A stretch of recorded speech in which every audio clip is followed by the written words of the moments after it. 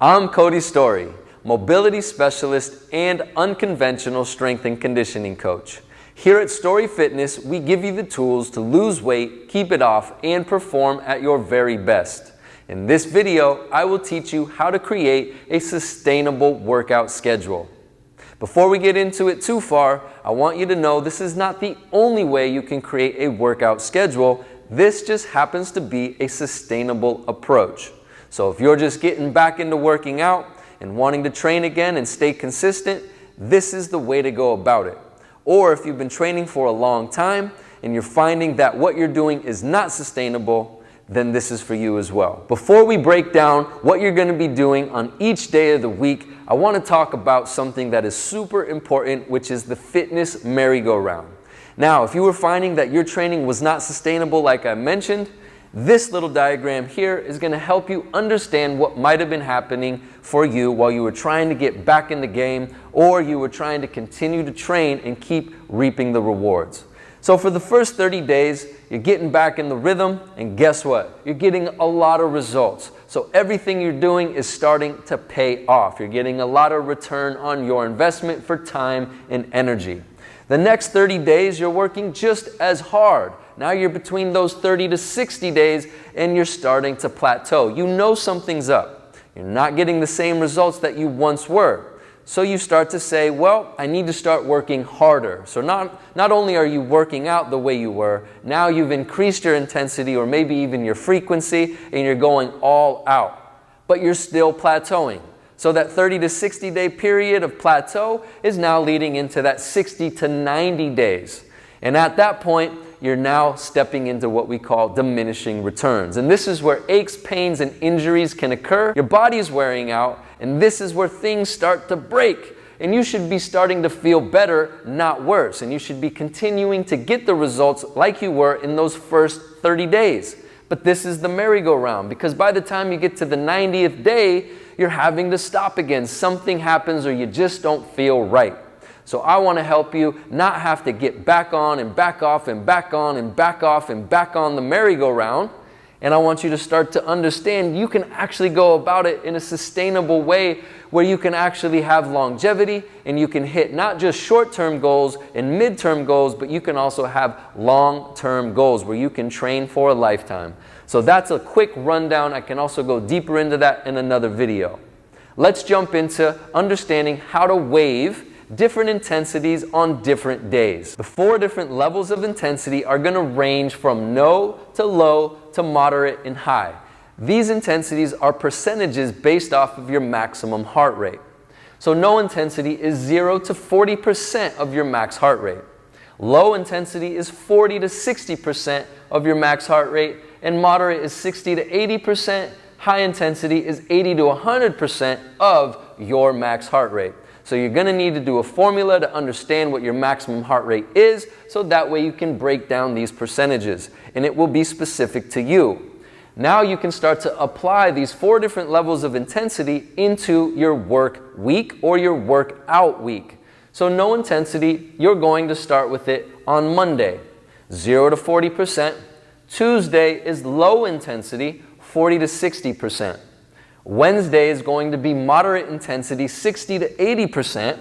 And then Thursday is high intensity where you're going to peak out, and that's 80 to 100% of your maximum heart rate.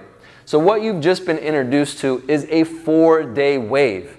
Now that's cool, but that takes you only up to Thursday, and you started at no intensity and you increase your intensity each day until where you peak out on that 4th day, which happens to be Thursday.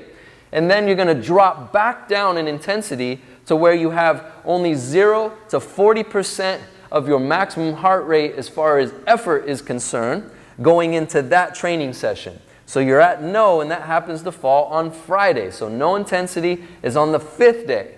And then you're going to go into low intensity, which is 40 to 60% on Saturday. That's the 6th day. And then we're going to go up into moderate intensity on the 7th day in that week, and you're going to be training at 60 to 80% of, again, your maximum heart rate.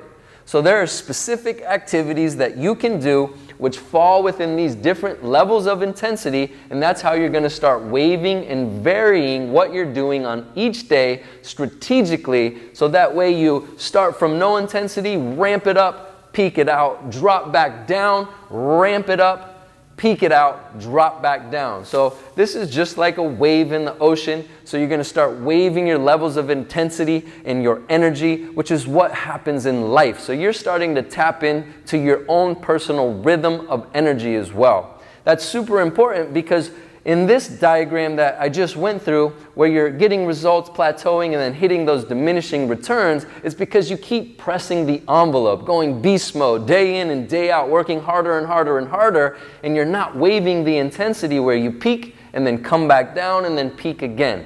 So that's why if you apply this strategy to your workout week, you will start having a sustainable approach that can, like I said, last for a lifetime. So Monday, Tuesday, Wednesday, Thursday, drop back down, Friday, Saturday, Sunday. And if you notice, there's 7 days in a week, and that wave cycle happens to be 4 days, and there's 7 days in the week. Well, each week is going to be slightly different, and that's a 4x7 wave. So these training days will rotate, which might not be easy in the beginning, and you might want something that you can do consistently without having to switch days and think a whole lot about it.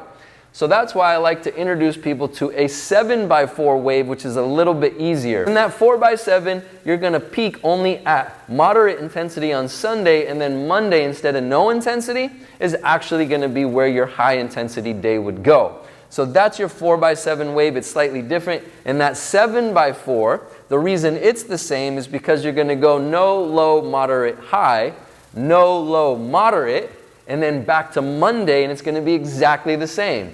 No, low, moderate, high, no, low, moderate.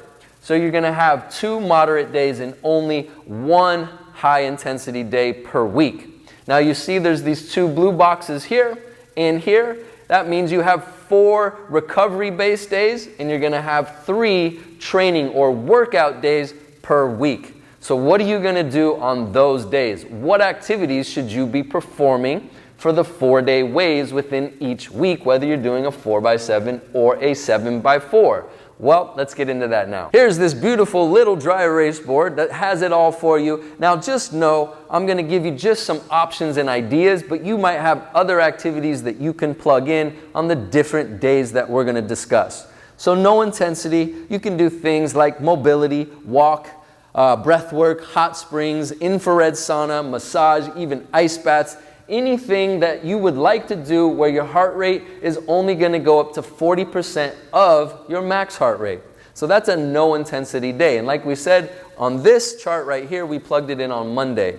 So then on Tuesday, which would be your low intensity day, some options would be mobility, but you're going to increase the intensity a little bit. Trotting, jogging, hiking, swimming, biking, a light yoga session. Again, that's low intensity on Tuesday, 40 to 60% of your maximum heart rate.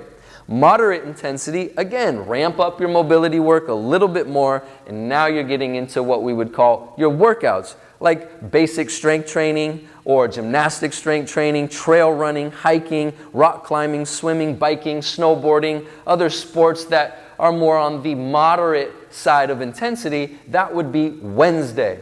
Now, peaking it out on Thursday, the activities would be for high intensity, mobility, HIIT training, high intensity interval training, CrossFit, sprinting, trail running, different sports, scrimmaging, sparring, or this would be where you would plug in your game day if you're an athlete.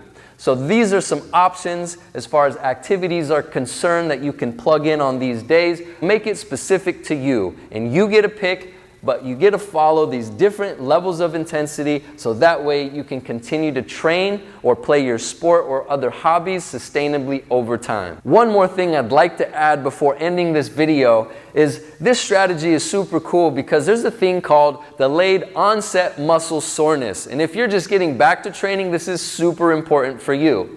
So if you work out, let's skip to Wednesday, moderate intensity, and then you peak on Thursday, high intensity. Well, guess what? You're going to be the most sore on that third day, which would be Friday. So you worked out here on Wednesday, then you peaked, and you worked out again on Thursday, and now Friday you're going to be the most sore, so that's the day you want to go back into recovery and really start to work on taking care of the stresses that were placed on your body during your workouts. And then again, the next day is only going to be low intensity, so you get to continue to recover, and then you train on the following day. So while you're the most sore, you get to focus on taking care of yourself, because if you were to go workout, workout, workout, you would be training when you are the most sore, and that's going to start to bleed you from performance. You're going to be leaking strength and power, and you're also going to be limited as far as your potential is concerned. So I want you to understand, with this strategy, you can start to actually navigate around your DOMS, which is that delayed onset muscle soreness. That's it. I just wanted to make a quick video breaking down how to create that sustainable workout schedule. If you have more questions, because I know in the beginning this can be quite complex,